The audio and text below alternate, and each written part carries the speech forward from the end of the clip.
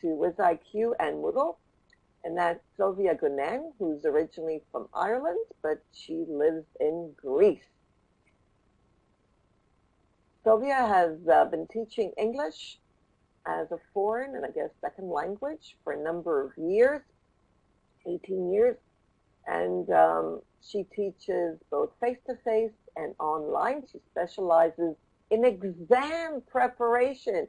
So if you know anyone or if you yourself are interested in taking exams in proficiency, English proficiency, whether writing, speaking, and so on, the Cambridge Proficiency, the Cambridge First Certificate, IELTS, TOEFL, TOEIC, Michigan, and so on. So Sylvia is the person for that. She also teaches business English online, and she's developed many creative ways to engage learners. And that means youth, so you can learn from Sylvia as a learner or as a teacher. She believes in brain-friendly approach, which is an interesting way of putting it, and diverse creative techniques to make learning fun and, more importantly, effective. Because if it's not fun and effective,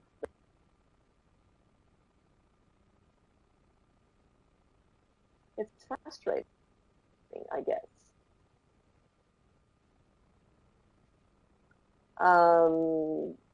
Besides WiziQ, as you can see, apart from blogging, Sylvia is a wonderful blogger, and she writes for WiziQ blog.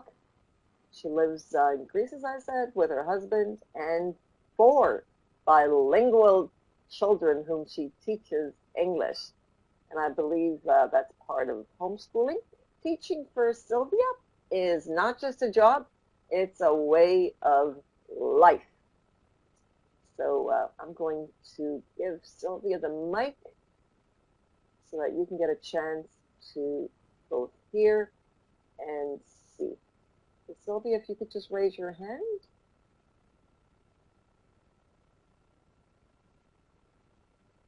And I'll pass it on to you. There we are. Sylvia's raised her hand. And I'm going to also give you writing controls so you can move the slides. So here we are. Here's the presentation. Hello, everybody. Hello, hello. Hi, Dr. Nellie. I'm really happy to be here. Thank you for the lovely introduction.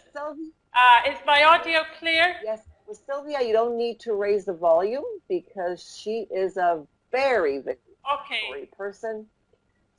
That's good because sometimes so it's a real teacher because a teacher projects her voice. All right. So go ahead, Sylvia. Okay. Sylvia. So I'll keep it at this volume. Is that okay? You're doing fine. Yes? Okay. Okay. So my topic today is technology-enhanced learning, and I'm here to explore and share with you different ideas and possibilities with regard to using technology. So I'm really going to ask a lot of questions so we can explore together. So when we think about technology, we may want to consider experimenting because so much is new in the educational world with educational tools, educational learning environments, and possibilities and different ways to access better learning opportunities all over the world. Okay? So thinking and reading don't look so different, of course, but we can explore new ways of doing this. So for me, we need to look at opportunities with technology that make learning more interesting and more creative for us. So I want to ask you, do you think that technology can enhance learning? Because first we've got to get your opinion on this matter. Some people say we don't need to play with tools and environments, and they don't buy into the new possibilities that we've got. So do you think it enhances learning? And if you do, please tell me why.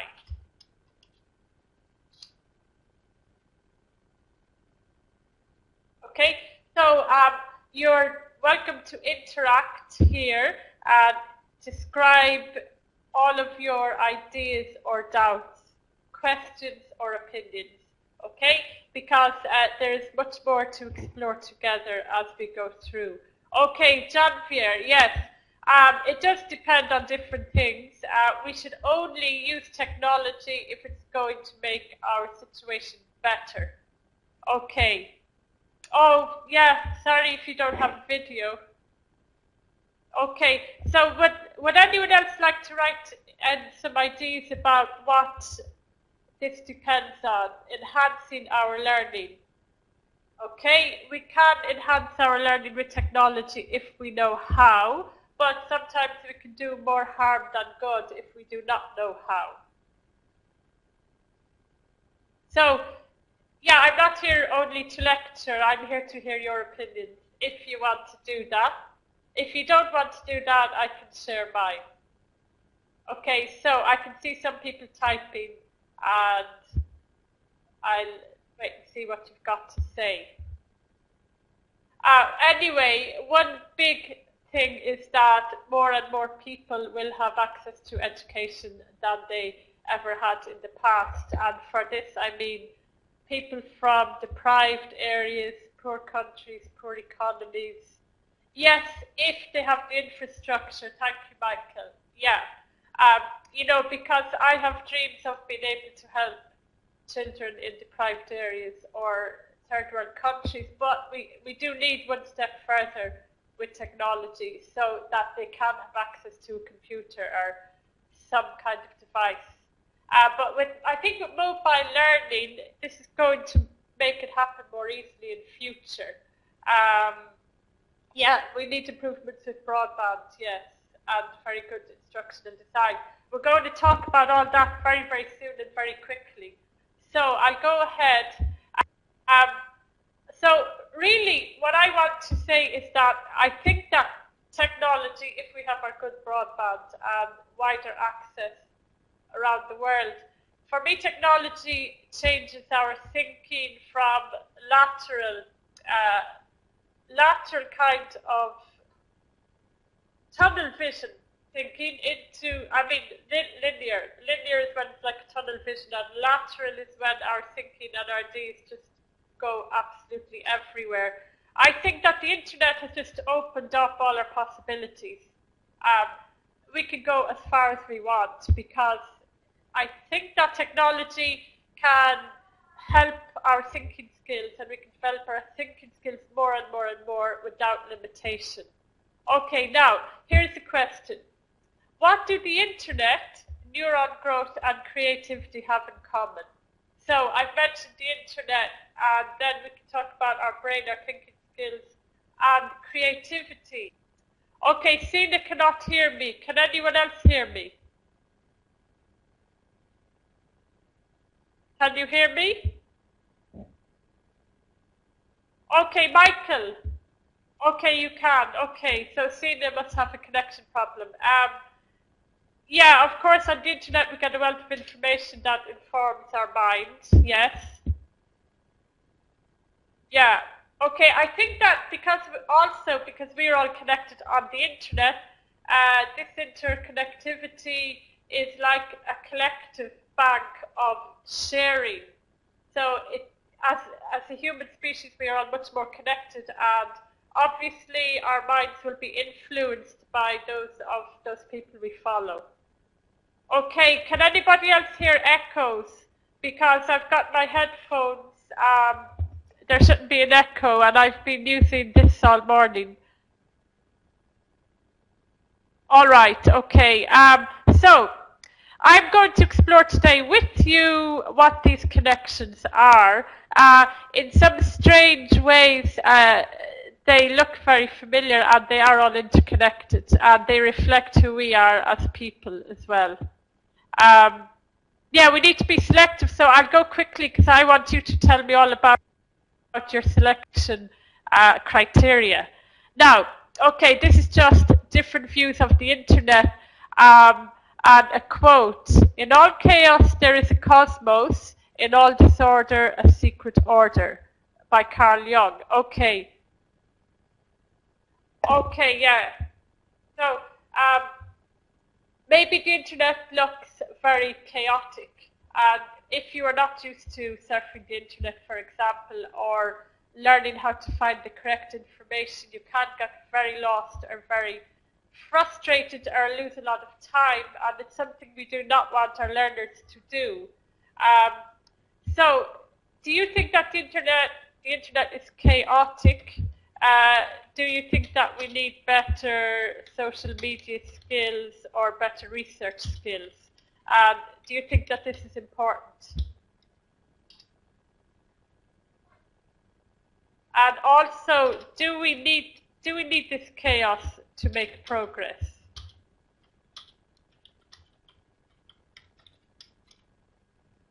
Yeah, overstimulation is a problem. Yeah, now I think Michael said that we need to make a choice. We have to choose whether we're going to get lost in information overload or whether we're going to be mindful. If we are professionals working online all of the time, we make that choice very early if we are going to survive. And if we are in the middle of all the chaos, like personally, I'm in the middle of all the chaos because I'm in the social media and I'm blogging, writing, web tools, webinars, everything. And we have got to definitely focus. Now, these are lots of comments. I'm going to try to follow them. Okay, yeah, I think we get used to it, Heather. And I think that, like, children and those, with smartphones and digital learners, I hope that they will learn also in a mindful way and that we can influence them, because although they are used to technology, it might not always mean they use it properly. So I think it's very important for us to do that. Anyway, one reason for showing the slide is because I just see some visual affinities between how the internet has developed and other aspects that are important for us. Okay, so how do we make sense of chaos on the internet? Educationally speaking, how does it help us? Can we just have very quick examples? Okay, like one quick example is a virtual classroom and reaching out to people from anywhere if they have connections. What else is important?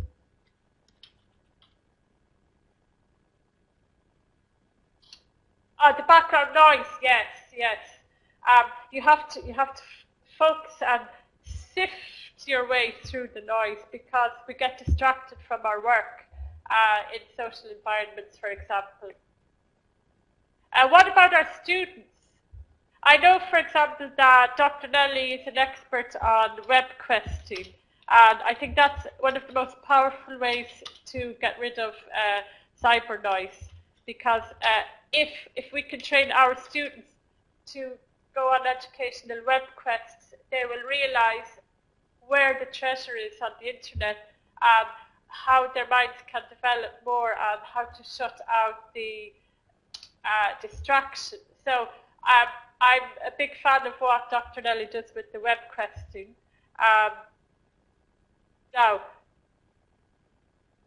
yeah, not to have too many things turned on at once, definitely. Okay. And for teaching, okay, we can use an environment like a classroom.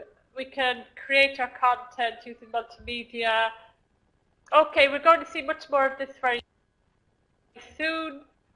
So I'll go ahead. Now, I put this image here because it's showing a kind of virtual place, okay? And there is this question: can the internet bring learning to life and life to learning?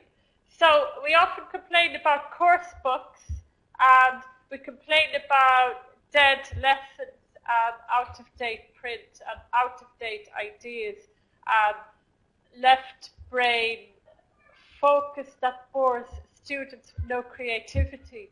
And then we have video, interactive technology. We have students who are able to create their own things. So that means we can bring our learning to life. You know, does it make a big difference or not? Do you think technology makes a big difference, or do you think it's the teacher's imagination? What do you think? I know that many people might say technology is just tools, so what? Yeah, we do need discipline for the internet. I find my discipline from inspiration. If I want to write a story, create a comic lesson plan, or a video, or write an article, I'm so inspired by what I'm doing, I lose sight of everything else. So we've got to be inspired to shut out the noise. Yeah, okay, imagination, yeah, I would definitely say is the most important thing. And if imagination works better without technology for you, then that's what you need. However, I think that when we see the possibilities of what's going on with educational technology, we can see that it frees us to do so much more. We don't have to waste paper. We don't need more resources. We don't need to spend more money or cause further waste in the environment. All the focus of our imagination is right in front of us if we've got the computer and we've got some free tools. And we can create with what I always like to call it a blank canvas. If you've got a video or anything in front of you and there's nothing there, it's zero, there's nothing there, you've got to put everything on it. But you are creating from the beginning. And from traditional schooling, how often have we created things in the past? We've been using our course books and following programs and curricula. We use our minds to help our students interact, but we don't create the stuff ourselves. And our students maybe hopefully do project work or write stories or do art, but do they create as much as they could create with technology? So that's a big question that we're going to look at as well very soon. Now, okay, I found a funny correlation between the development of the internet and the inside workings of our minds and anything organic that exists for us, even how a tree grows and spreads. And the thing about this is that it's all infinite and unending. So the way our brain grows and neurons, connections, memory, that's infinite. So human potential is infinite. And that's why it's kind of like we've created an external map of our collective minds, if you see it that way. So I just kind of like the philosophical side of things. This question, is this art imitating life or life imitating itself? So I think this amazing technology we have is life imitating itself, because we have mapped out in cyberspace who we are as people and that we can continue to create forever. And because we're all connected around the world, to always share our stuff so we can give our new generations the big picture of what they can really do. Because sometimes it's sad when you have too much power and you don't know how to use it. Okay? Now, this was where I was going more into a kind of philosophical point of view, but it's practical. Anyway, here's another quote. For me, it is far better to grasp the universe as it really is than to persist in delusion, however satisfying and reassuring. So sometimes, as individuals, the way we see the world can be a kind of delusion, because we can only see bits and pieces and we cannot see the whole picture. Okay? I'm just going to shut my door for a moment. So have a look at that and think if you have any comments.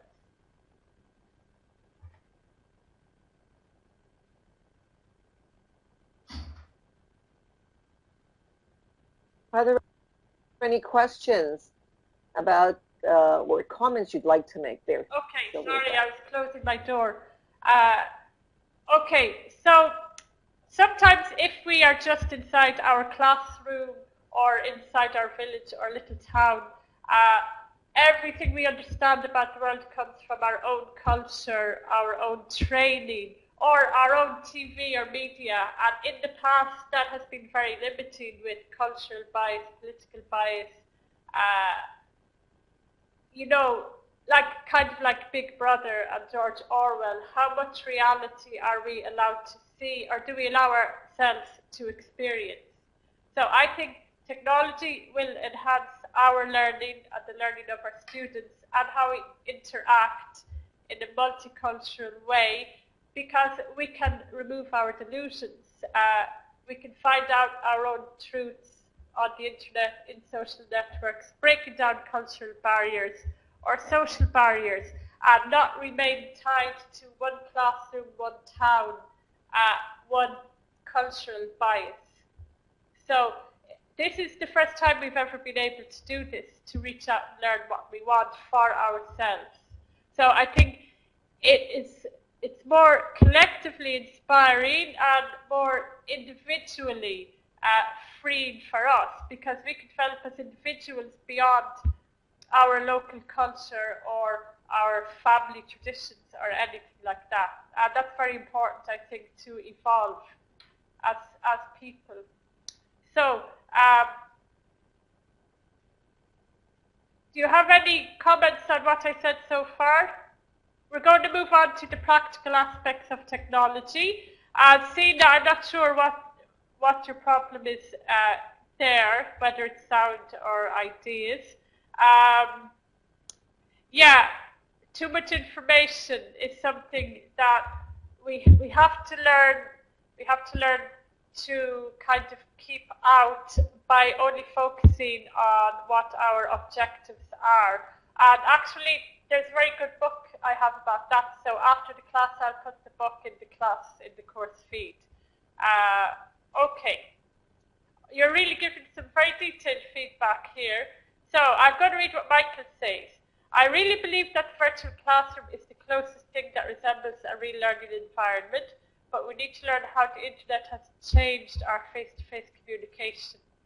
Yeah, that's it. That's a big danger, definitely. A big danger is if the social fabric of our local communities break down, because, yeah, we might get too carried away with our individual dreams, ideas, or searching, and maybe we think it's all on the internet. So that's very important. That's why I think as educators who use technology, it's up to us to draw the line and to tell our learners or train teachers how far we can go with technology and how much we've got to preserve, encourage, and nurture the home school environment and the local community. So it's a huge topic, Michael, and thanks for bringing that one up. Okay. Yeah, and I think this debate between online learning and face-to-face still has a long way to go. And personally, for me, blended learning is the best, or integrated learning. Integration is always best, and too many extremes always wise. And I'm speaking as a mother because I want my 4 children to be in their natural classroom, having their proper local socializing experiences. But I don't want them to miss out on what there is with technology. So I think we've definitely got to integrate, and traditional classrooms and systems should really work with technology-based educators to see what magic we can integrate and share and spread. Okay, anyway. Okay, also, I was talking about art imitating life, and life imitating art, and our thinking skills also resemble the internet and everything, because when we do creative thinking, we create mind maps. How many of you are familiar with mind maps? These days, most people are. It's just a non-linear way to do brainstorming, so I call it non-linear brainstorming. Do any of you do this? So for me, what I like about it is that you can never run out of ideas, because like for creativity and technology, I've got 4 main ideas here. We think technology is sophisticated, but it's also primitive, because just like in the past or even prehistoric times with the cave paintings, on the internet we can have a blank canvas and we can paint, write, create our thoughts and feelings, use our imagination and bring our emotions into self-styled learning. So this is nothing new. We can also play, because educational technology is so interactive. Anything is possible, and I'm not going to describe them all, but you can see that you get some ideas, and this is going to branch out into more. If I want to think of experimenting, I just put out more branches to do an experiment. Or I want to think about multisensory learning, there's a lot more we can say about that. So these mind maps help us to think infinitely, just as we try to traverse the internet and our global interconnectivity in the same way. Yeah, I don't make huge mind maps either, because they'll take over on the walls, but and especially to fit in a virtual classroom. But if you want to have your basic plan, and then there's something you want to explore further, then you can make a new map and develop another part. Oh, thank you, Michael. Yeah, that's a new link for me. The one that I used for this is called iMind by Tony Buzan. And you pay for this, but mine is a basic subscription of about €20, and then it's your license to do anything you want with the maps. You know, his mind maps get really, really, really high tech, and they're mostly used by the business community. Mind mapping is a huge thing in business. Okay. Now, technology and the brain. This is a mind map that connects brain-friendly learning with technology. That how can technology help us to learn or develop our minds and reach our true potential, you know, and create the kind of revolutions that happened in the past, like in the Renaissance. When something new comes along, then humans always reach out to do more and achieve more. So I've written a list of things here that all of these things can happen also in an offline environment, of course. Comics, poetry, games, mind mapping, music, and storytelling. Okay, for me, these are creative ways to get your students to bring out their own ideas and make learning their own creation, whether it's language or anything else, okay? But I think that with technology, it's easier because, for example, there are comic websites where we can use images, speech bubbles, edit, add sound, add voiceovers, but you don't have to worry about if you're able to draw, or you don't have to waste a whole class watching students trying to draw, because sometimes time can take away the creative aspect of that. Also, many of the comic websites they're like platforms, and they allow whole schools to join. Students have fun making their own comics at home, flipped class approach, and then you can share your students' comics all over the internet. And I believe that students are going to want to engage on social networks, and they're going to want to share their creations everywhere. And it doesn't mean Facebook, because my kids are small, but I don't want them on Facebook until they're very grown up. But, you know, we've got Edmodo and other safe environments too, or private places on Facebook. The point is that creating comics online or writing poetry online, you can make poetry videos, posters, so many beautiful, colorful things they can create that the multimedia, I think, encourages students to write poetry, because if you get them in a classroom and tell them to write a poem, a lot of students will go blank because they're used to logical brain training, strict approaches, and they don't know how to trust their instincts or let it flow. But if you have an interactive poster with images, music, animation, this can bring out all of the language. Or we have word clouds with different kinds of words, and everybody can collaborate. I do this in the virtual classroom a lot, just with a simple chat wrap. If I write one sentence, someone else contributes a word, another sentence, we can write poems and stories together. But because it's interactive, because it's collaborative, students are not shy, they're not thinking I can't write poems, they're not thinking I can't, they're thinking I can. So I think that technology is very user-friendly, very easy, very colourful. It's like television. It's like the best games you played when you were a child, or the best art and creative things you did when you were a child. It's all here that we can have in our classrooms or on our learning management systems. And all these things tell a student, a child or an adult learner, that they can do it. They can. It's the possibility. And that when your confidence levels shift, everything shifts. So, an external mind map onto Moodle. Yeah, I know. Learning management systems are perfect for what I'm saying. That everything here can be on the learning management system, and students can create for fun when they want. And when it's fun, it's magic. And that's a big difference with the offline, because you've got them all in one physical classroom for 45 minutes. And when they leave the class and the bell rings, you lose control over that. Online, with technology, all of these fantastic interactive fun places and environments, we've got full control, because we can encourage, interact, and watch what they're doing. And we can track, score, encourage. There's so much. So, as I said, this is a mind map. Anybody who wants to see details of the mind map can, look at the PowerPoint later. But it just shows how expansive our possibilities are when we want to prioritize what we think is important.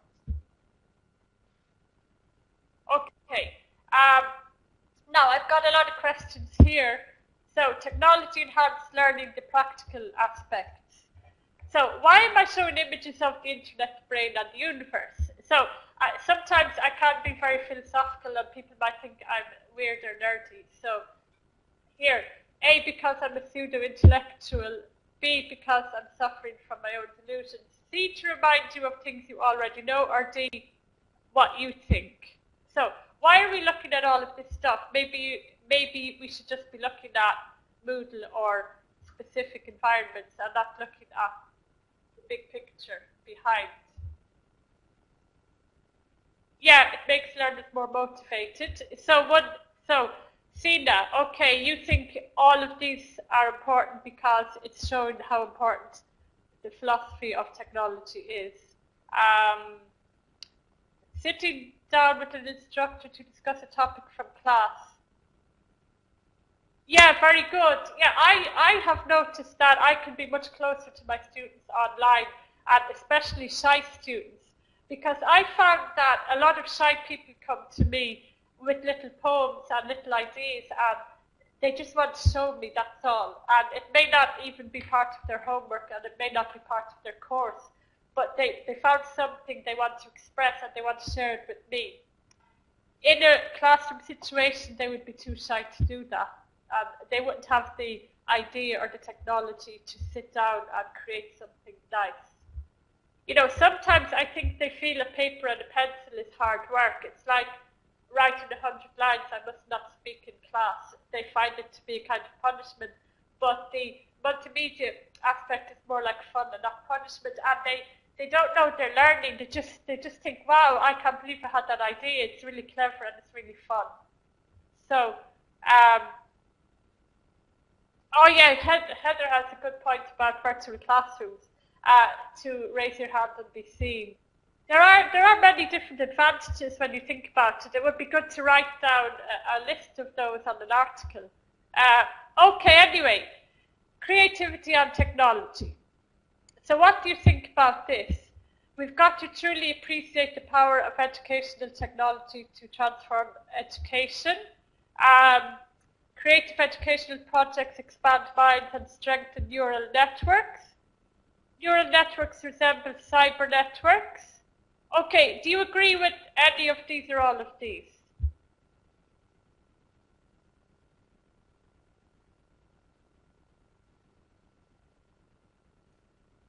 Okay, okay, these are 3 points I agree with, A, B, and C. I want to know if you have anything extra to add to that. B and C definitely, A with reservations. Okay, Heather, okay, I think we mentioned some reservations that not everybody has technology or information overload or maybe too much time on social networks, dangers of children in cyberspace perhaps, or maybe also if they go to the wrong websites, they can't verify their sources and might get wrong information. But what else? Any other reservations? So the thing is that that's why we need teachers who are using technology in mindful, thoughtful ways to start some kind of best practice to move forward. Because if we don't do that, students and children and new generations, they're already on the internet. They're going to go their own way if we don't guide them. So I think we've got to have a big list of the disadvantages in order to steer them towards the magic part, you know. It's rare to use technology. Yeah, it could be rare for some of you here today. For me, I decided to go in this direction. That's because I work from home. Also in future, I think that families or mothers who work from home or people living in poor economies, which I also do in Greece, they can use this also as a means to improve their lifestyles and the economy in general. So that's another topic. But yeah, not many people are using this technology now, but it's changing very quickly. So it's good to find out the pros and cons now before it's too widespread. And your students, they all have mobile phones and smartphones, and they're all connected to the internet, even if they're not in virtual classrooms, and you probably don't know what they're doing. So I think, for me, we've got to be responsible and share in classrooms how to encourage correct thinking skills in our students so they can use internet wisely. It can swing both ways. We've got to push it in the right direction.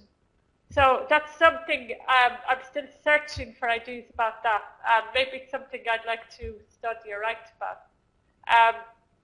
Yeah, Jaroslaw. Okay, I don't work in the school or college either, and that's because I'm from Ireland and the Greek system doesn't let me work in public schools.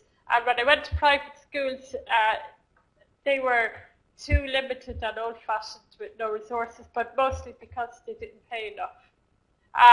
But I developed my business by having a website, being very present on social media, but I also learned a lot of multimedia stuff and created a lot of materials. So you have got to have a huge digital footprint.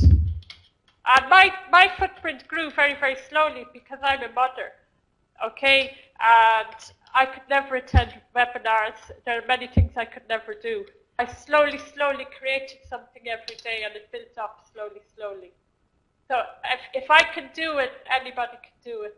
It doesn't matter how fast or slow. And I never knew where it was leading. This year, things opened up for me more. So it takes a lot of commitment and a lot of optimism. Okay? So now, which of these technologies do you or would you consider to be indispensable in an online or blended course? Okay, so we've got virtual classrooms, educational platforms, interactive educational websites, Microsoft Office, learning management systems, social learning networks, the World Wide Web, Google Docs, Webtoons, multimedia. Probably there's much more I have not added. I think I forgot to learn virtual reality places, for example, like Second Life. Now, some online teachers use maybe Microsoft Office, Google Docs, and nothing else. Okay? Others are big on social networks. I think I'm everywhere, basically.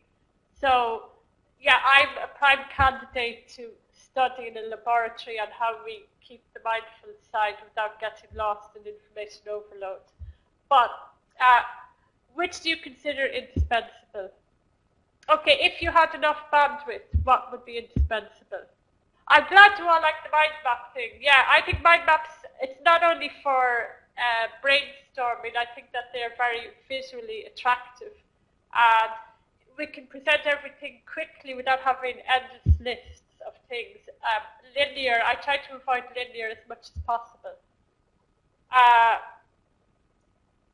No, students can make mind maps very easily, and I think I have a book called Mind Mapping for Kids, and that book is absolutely unbelievable. It's my favorite book, and I'm going to write down all these books on the PowerPoint later or in the course feed. Mind Mapping for Kids, it's a book dedicated to children and written for children, and it teaches them how to study for exams and how to draw their own mind maps and how to develop their social and emotional life, their relationships and their memories for exams and for success, confidence. It's a beautiful, colourful book. It's amazing, you know, so you've got to see that. Mind mapping is like just drawing branches on a tree and jotting out your ideas and drawing some pictures. So children are probably better at mind mapping than we are. Okay. Yeah, it would be a nice experiment. Some people on Facebook, a lot of students on Facebook started using mind maps when I shared mine. So that's a good indication, but they were mostly teenagers or young adults. So about this, which of these are indispensable technologies? Some people think we should not get lost in too much sophistication. Some people think we don't need learning management systems.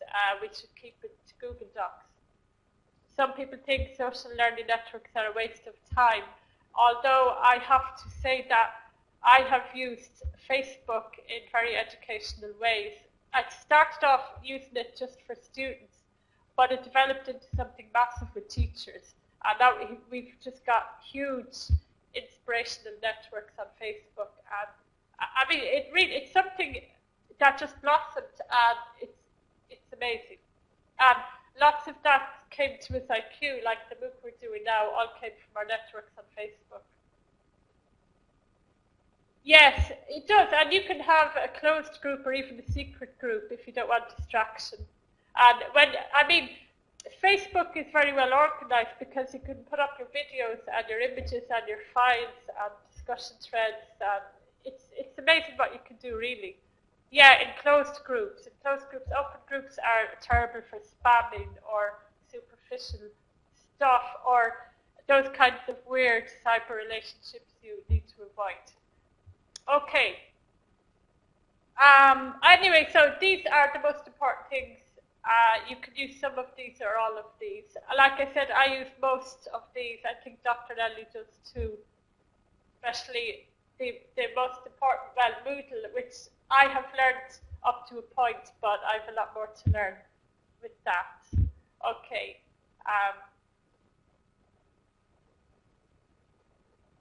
Now, which of these systems would you consider to be closed or open? Okay, we talked about Facebook, that it works well if it's closed. So again, virtual classrooms, educational platforms. Now, for me, educational platforms are also like comic websites, EduBlogster, which is a poster-making website with licenses for schools. Club EFL is a place where you make quizzes and games for students, and they all have programs for schools. So I put English Central, the movie-making website. I put all of those under that title. If you don't know the sites I'm talking about, I think I've put links on my PowerPoint to all of my favorite platforms. Okay, so the point is, does everything have to be closed? Can we trust our students to learn? outside, beyond the walls. Now, this could be the walls of a classroom or the walls of a virtual classroom or the walls of a learning management system like Moodle. Now, I know Dr. Nellie does web questing, which I think is amazing, and I want to develop more of that myself. So we have got to let them go in the world out onto the internet, but of course with safety issues, and if they're very young children, we've got to block everything except the websites we want to use. Oh, trust them. Well, I'll tell you what I mean. I mean, maybe we don't trust ourselves. Maybe we're afraid to let our students do research on the internet because we're afraid that we will be responsible for them learning something from the wrong websites or getting distracted or addicted to the internet. If we want to open up our courses to the internet, we have to be very careful in how we plan it. So I suppose when I say do we trust our students, I mean, do we trust ourselves to guide our students properly? You know, it's how far do you let your 2-year-old run, maybe? Do you open the gate or not? Oh no, it's wonderful to be addicted to learning. Some people are afraid that they will get addicted more to socializing on Facebook and not doing their web quests. So that's all. I think a lot of people might still want to have a closed mentality where a teacher controls everything. So this slide is about how much control do we want to have. So I think to do the more creative things, we have to let go of our control in some ways. To have creativity, we have to let go of control. Because if we control everywhere the students go and only let them do certain things, they're going to miss out on lots of information and inspiration. And they're going to miss out on autonomous learning. But what does that mean with regard to these systems or platforms?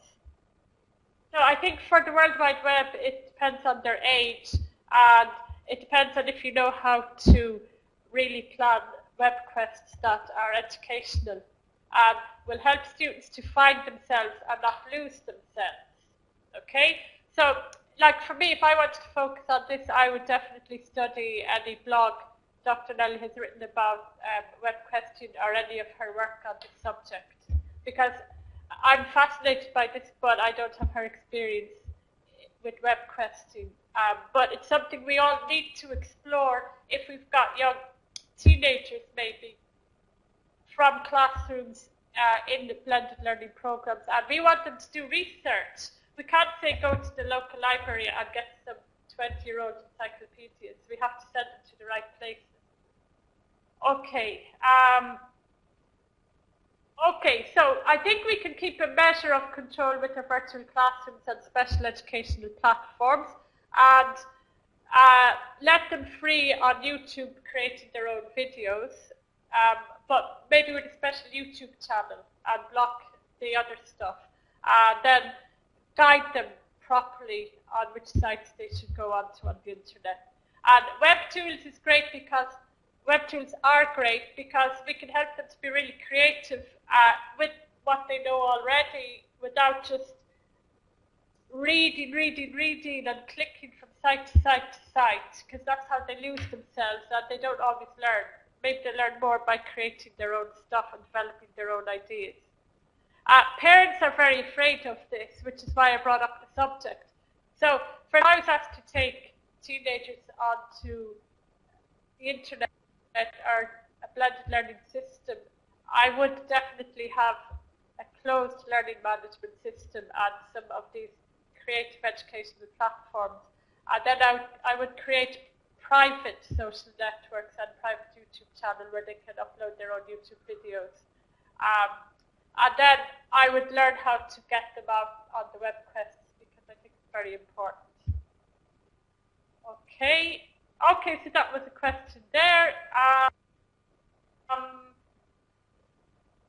Now, the advantages and disadvantages, this is the same thing, so I think we've discussed a lot about that. I've got the same list on all of these pages, but there are different questions, because I thought that on one hand we could look at the philosophy or the psychology behind our connectivity, behind sharing, and behind technology and creativity and multimedia. But I'm sure people want to know the nuts and bolts. Where's my paper, my pencils, where's my equipment? Where do we do this work? Especially if you don't work online already. So can you give examples of the environments, tools, and communities below? So an example of a virtual classroom, okay, we know ours is WiziQ. Okay, how many of you are experienced online? I get the impression some of you are very experienced, like Michael, because he mentioned Moodle and adding mind mapping to Moodle. And Dr. Nellie is the only one I know with her level of experience. Is there anyone completely new to online environments? Oh, about the web. Okay, we were just talking about how far should we allow our students to use the internet with regard to safety issues and not getting distracted and things like that.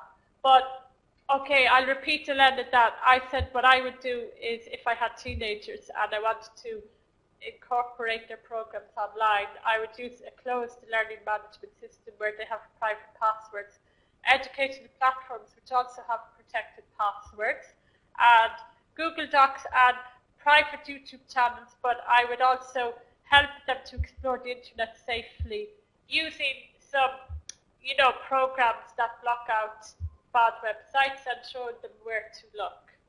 Okay. So, okay, if I don't get comments on this, I'm going to mention very quickly some places, but I've got links at the end of the document. So, WiziQ is our example here for virtual classroom. Educational platforms, I've already told you. I'm not going to type them in the chat box, I'll give you links. My favorites are English Central for movies, Club EFL for games, and quizzes and videos. All the comic websites, I can give you links to all the comic websites for creating comics, mind mapping, video making, and the motto Go Animate. Okay.